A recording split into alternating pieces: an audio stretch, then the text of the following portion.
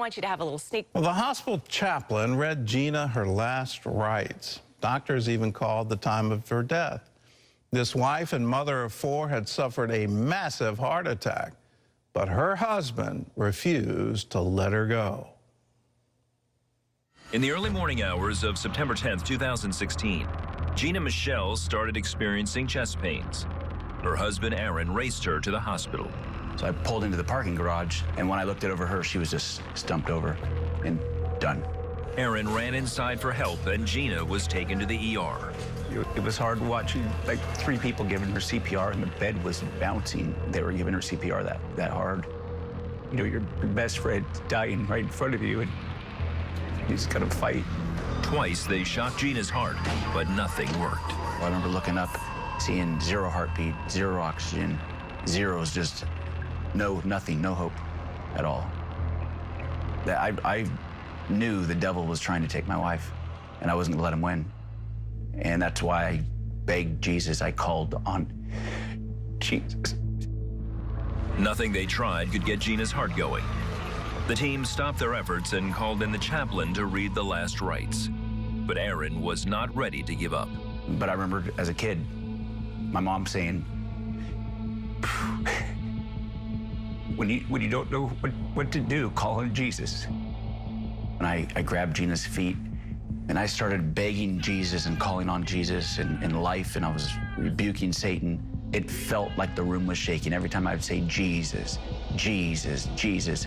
And then all of a sudden, I remember the nurse going, "We got a heartbeat." The team jumped back to work and in minutes got Gina stabilized. Then they took her to ICU, but she had a long way to go. Sometimes it's a waiting game to see, even though you got the heart started, you don't know the results of how the other organs are acting immediately. Dr. James Basgar, a family friend and ER doctor for nearly 20 years, had come to give his support. By now, they had discovered the problem, a blocked artery that would require a stent. This is where the blockage was, almost close to 100% here. When this artery is blocked, it affects the left side of the heart, mainly the left ventricle, which pumps blood to the rest of the body. But surgery would have to wait. I remember the doctor going, you know, we're not out of the woods yet. You know, you have about a 24-hour window. We need to see purposeful movement. If we don't see that, you know, you're gonna have to make a difficult decision. It looked pretty grave. We didn't think that there was much hope at that time.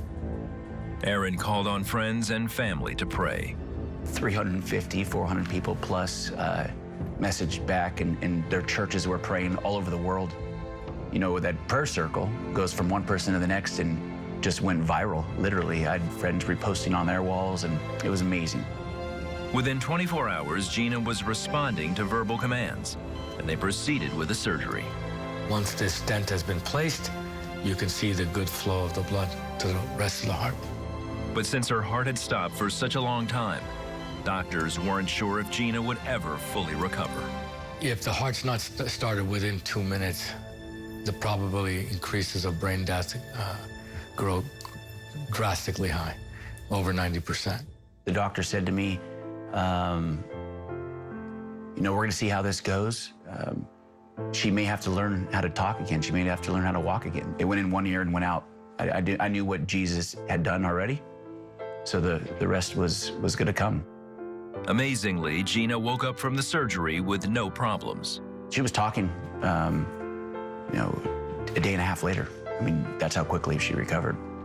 She went home just 2 days after her surgery with no need for rehab. She had a heart attack and she had a cardiac arrest all at the same time, and they call that a widowmaker. Her doctor, Sipe, who put the stent in, said, Aaron, you know, Gina should be dead, especially at 4 in the morning. You don't wake up, you die. I'm like, man, God was in charge for sure. I've never seen a case where someone's time of death is called and their last rites are called in and say, you know, and then a person comes to. To me, yes, truly a miracle that can't be explained humanly or with modern medicine.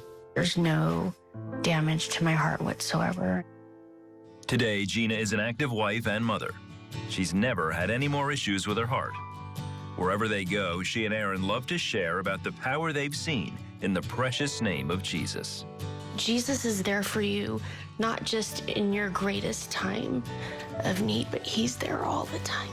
Talk to Jesus. I mean, even if you don't think he's listening, I promise, he's listening. I'm not this person I'm perfect, because I'm furthest thing from perfect. And I didn't deserve this. I didn't deserve my wife to come back. But Jesus is so faithful, and he loves you when you don't even deserve it. Jesus is alive. My wife is proof. Let your life be proof. Let your gospel ring forth that Jesus is alive. Do any of us deserve his mercy? Do any of us deserve his love? No. The Apostle Paul said it so clearly. This saying is true and worthy of everyone to adopt it. Jesus Christ came to save sinners, of whom I am chief. When you have a doctor say you should have died, you shouldn't be here, this is things I can't explain. Well, that's what happened to Gina. And when you hear her husband say, I grabbed her feet and all I could do was call out the name of Jesus, and every time I said Jesus, it's like the whole room shook. What a wonderful God to come in our time of need to say, yes, I'm here for you. I'm here with miracles. I'm here with the power to show those who believe. Now, I know this firsthand. I've had a doctor tell me you should have died. It was 24 years ago now. I had cerebral malaria. I was in a hospital in Manila, and I heard a voice, get up, get to work, for I have healed you. That voice shook every cell in my body, and all those parasites died, and I lived. So I'm here to tell you, Jesus is real, and he will show up for you, and he is able to heal. Now, Wendy and I are going to pray. Before we pray, we've got some wonderful testimonies.